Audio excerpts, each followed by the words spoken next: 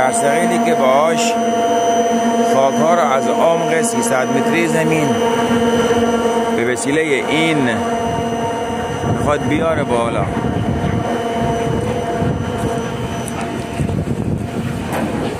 میرم جلوتر تا قشنگ ببینید چی به چی میشه.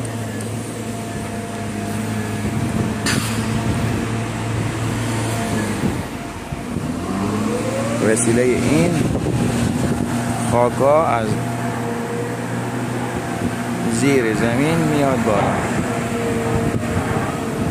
300 متر زیر زمین.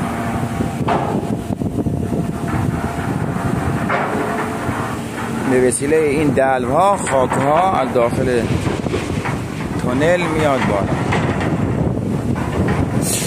میره برای خاک.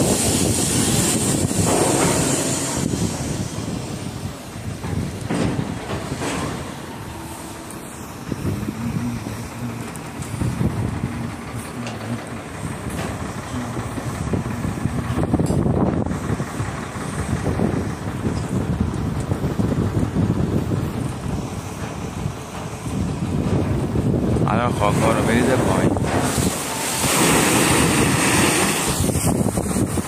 به این صورت.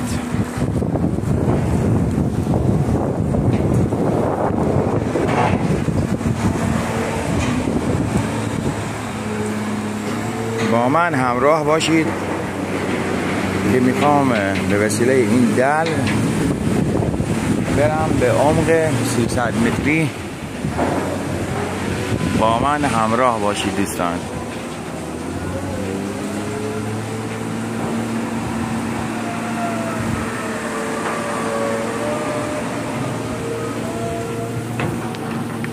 رفت در عمق 300 متری زمین. با من همراه باشید.